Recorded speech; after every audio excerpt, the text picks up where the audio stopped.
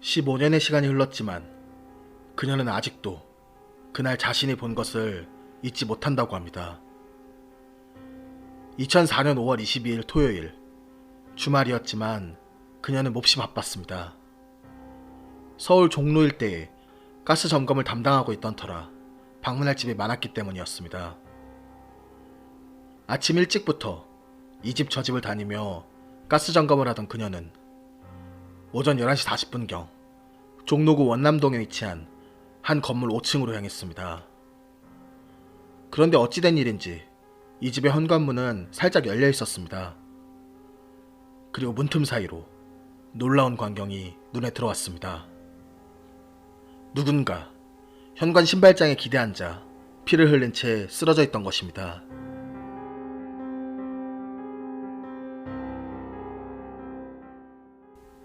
쓰러져 있던 사람은 건물의 주인인 60대 여성 김모 씨였습니다. 사망한 채 발견된 김 씨의 목과 가슴, 복부 등에는 베이고 찔린 상처만 20군데 이상 있었습니다. 또한 범인의 공격을 필사적으로 막으려 한 흔적이 손과 팔 여기저기에 남아 있었습니다.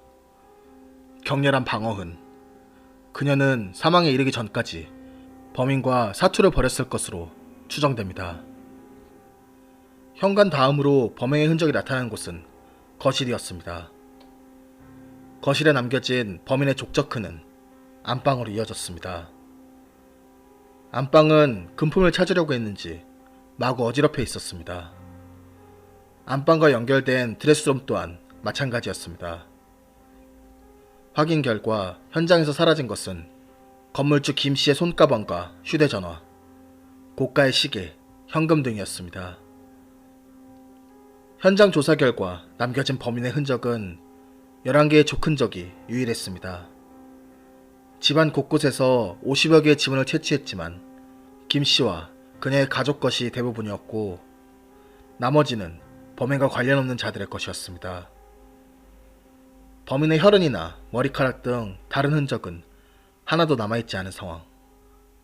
특이한 것은 현장 곳곳에 섬유유연제가 뿌려져 있었다는 것입니다.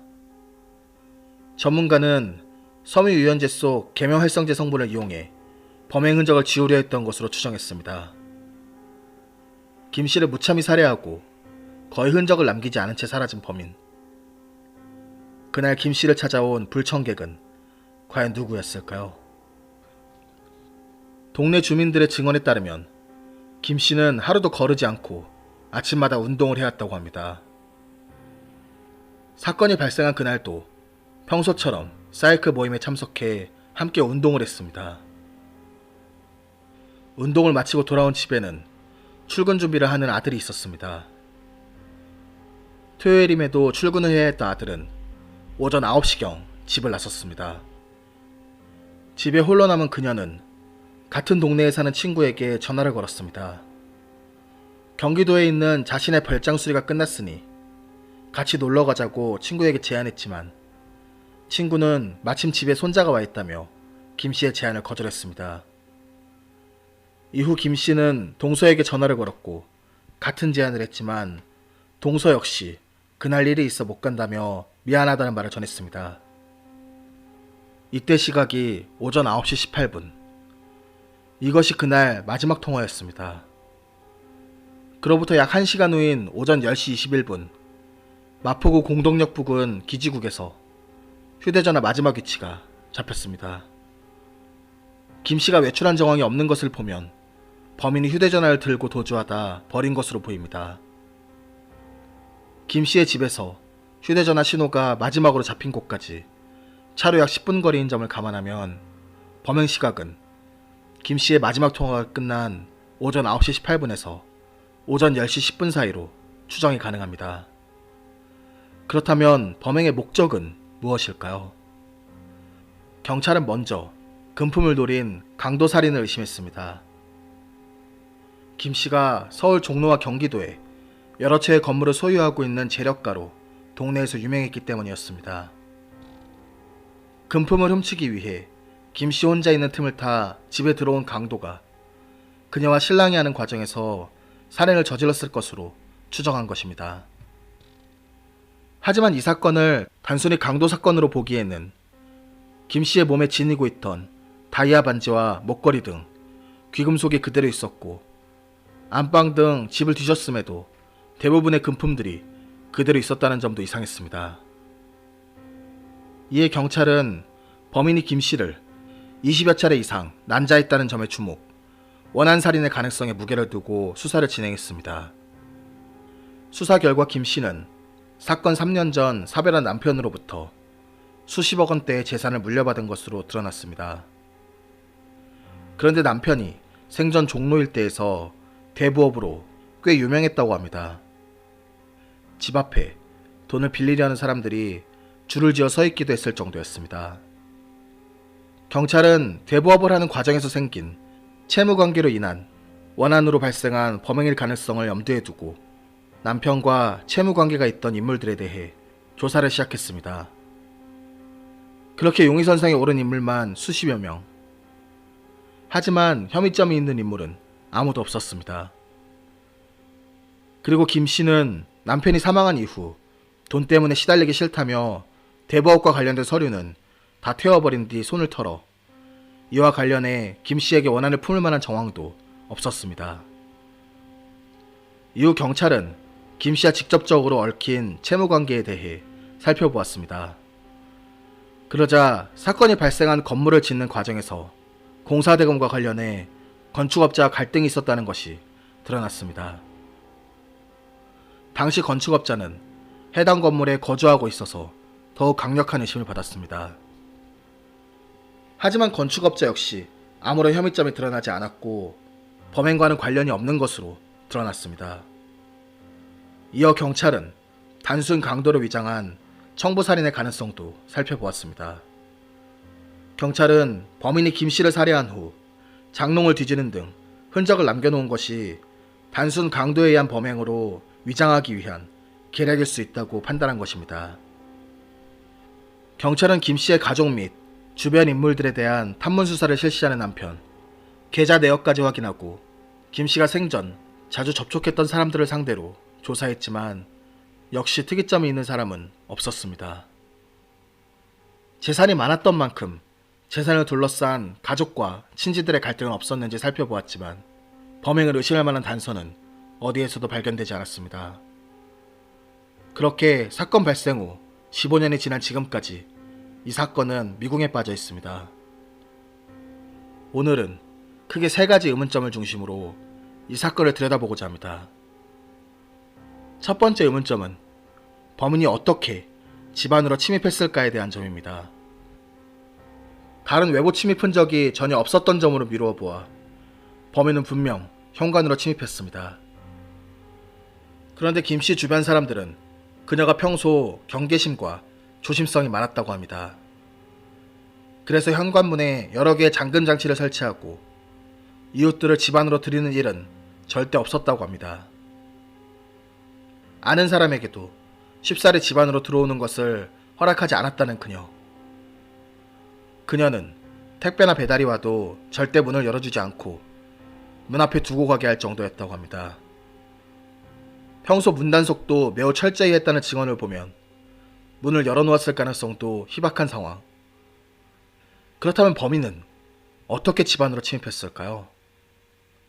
먼저 첫 번째 가능성은 범인이 현관문 잠금 장치를 열고 들어왔을 경우입니다. 하지만 이 가능성은 매우 떨어집니다. 현관문에 달린 잠금 장치만 무려 6개였기 때문입니다. 더구나 잠금 장치가 풀려 있거나 강제로 열어 훼손한 흔적은 하나도 남아있지 않았습니다. 그렇다면 김 씨가 외출하는 것을 기다렸다가 문이 열리는 순간 그녀에게 범행을 했을 경우는 어떨까요? 현관에서 범행이 발생한 만큼 충분히 가능성이 있는 추정입니다. 하지만 맞지 않는 정황이 하나 있습니다.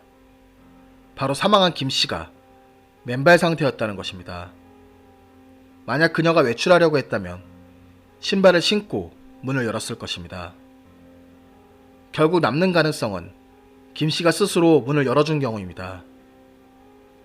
유독 경계심이 많았다는 김 씨가 맨발 차림으로 문을 열게끔 한 인물은 누구일까요? 이에 대해 자연스럽게 이어지는 의문은 범인이 면식범인가 비면식범인가에 대한 것입니다. 일단 김씨가 스스로 문을 열어준 것으로 보면 면식범일 가능성이 높아 보이긴 합니다. 하지만 이웃이나 아는 사람조차도 집안에 거의 들이지 않았다는 증언을 보면 범인은 생각보다 매우 가까운 인물일 가능성이 있습니다. 그녀가 믿고 문을 열어줄 수 있는 인물. 이러한 가능성 때문에 경찰은 김씨의 아들을 의심하기도 했습니다. 하지만 김씨의 아들이 출근한 것은 사실로 확인되었고 출근한 이후 김씨가 통화한 정황이 드러나면서 아들이 범인일 가능성은 완전히 사라져버렸습니다. 그런데 정말 면식범의 소행일까요? 면식범이 아니어도 범인이 문 앞에서 한 이야기에 김씨가 믿음을 갖고 문을 열어줬을 가능성이 있습니다. 다만 이 경우 범인은 무슨 말을 했을까요? 배달이나 택배 등의 이유로는 절대 문을 열어주지 않던 그녀의 성향으로 봤을 때 웬만한 위장으로는 그 집의 문턱을 넘기 쉽지 않았을 것입니다. 그렇다면 가령 범인이 김씨가 신뢰하는 인물이 보낸 누군가라고 사칭했다면 어떨까요? 예를 들어 아드님 회사 동료인데 아드님이 서류를 놓고 왔다고 저를 보냈습니다. 이런 식 말이죠. 이 경우 범인은 일방적 면식을 가진 인물일 가능성이 높습니다. 즉, 김씨가 인근에서 상당한 부자로 널리 알려져 있던 만큼 누군가 이런 정보를 입수하고 김씨를 범행 대상으로 삼았을 수 있다는 것입니다. 그는 사전 탐사를 통해 추가적으로 정보를 얻고 건물도 수차례 방문해 집안 사정을 파악한 뒤 김씨가 혼자 있는 틈을 타 범행을 했을 가능성이 있습니다. 마지막 의문은 범인이 찾으려고 했던 것은 무엇일까에 대한 것입니다. 범인은 현관에서 김씨를 살해하고 거실을 거쳐 안방과 연결된 드레스룸만을 뒤졌습니다. 보통 안방에 금품을 많이 보관하고 있으니 그곳만을 뒤진 것일까요? 하지만 안방에 있던 금품들 중 없어진 것은 거의 없었습니다. 그렇다면 범인이 달리 찾고 있는 것이 있었을까요? 그런데 김씨는 평소 누가 오면 안방문을 항상 잠가 놓았다고 합니다. 친정 식구들이 와도 안방만은 못 들어가게 항상 막을 정도였다고 합니다. 그녀가 지키려고 했던 것은 과연 무엇일까요? 혹시 그것이 범인이 찾으려고 했던 것은 아닐까요? 그런데 김씨가 사망한 이후 5층 집을 리모델링하는 과정에서 놀라운 사실이 드러납니다. 안방 한쪽에 사람 한 명이 겨우 들어갈 만한 작은 문이 있었고 그 안에는 작은 창고가 있었던 것입니다.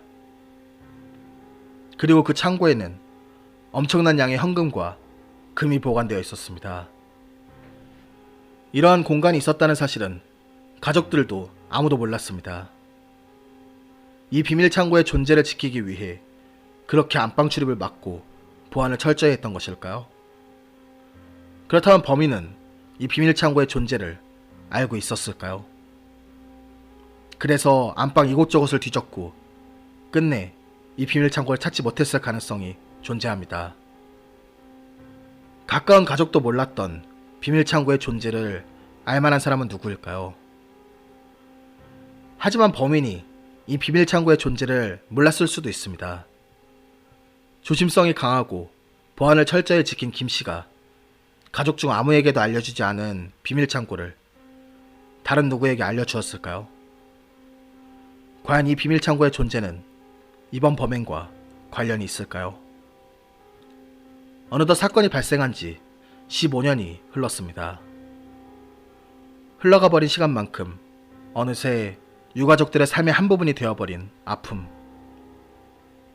하지만 그들이 느끼는 아픔의 크기는 전혀 줄지 않았습니다. 유가족들에게 평생 지울 수 없는 아픔을 가져다 준 범인은 과연 누구일까요? 김씨는 전혀 모르는 인물이지만 김씨에 대한 정보를 듣고 그녀를 범행 대상으로 삼아 범행을 준비한 인물일까요?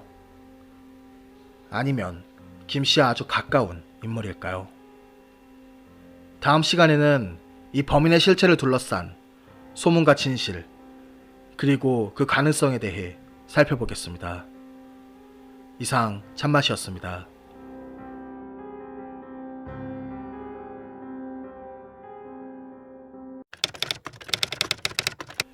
사건 현장에는 총 11개의 족저큰이 남아 있었습니다. 이를 통해 추정한 신발 크기는 255mm였고 신발 바닥 문양은 다이아몬드 형태였습니다. 수사 결과 시중에서 흔히 판매하는 구두의 일종인 것으로 드러났지만 이를 통해 범인을 특정하기에는 어려웠습니다. 김 씨의 가족과 지인들은 김 씨가 원래 겁이 많고 조심성이 많긴 했지만 사건 발생 며칠 전부터 유독 그것이 심해졌다고 합니다. CCTV를 설치하려고 이곳저곳 알아보기도 했으며 잠을 잘 못 자고 강원도 원주에 살고 있는 가족들 옆으로 이사 가려고 준비도 했다는 그녀. 그녀가 그토록 공포했던 이유는 무엇이었을까요? 혹시 그녀가 무언가 낌새를 챘던 것은 아닐까요? 이상 뒷이야기였습니다.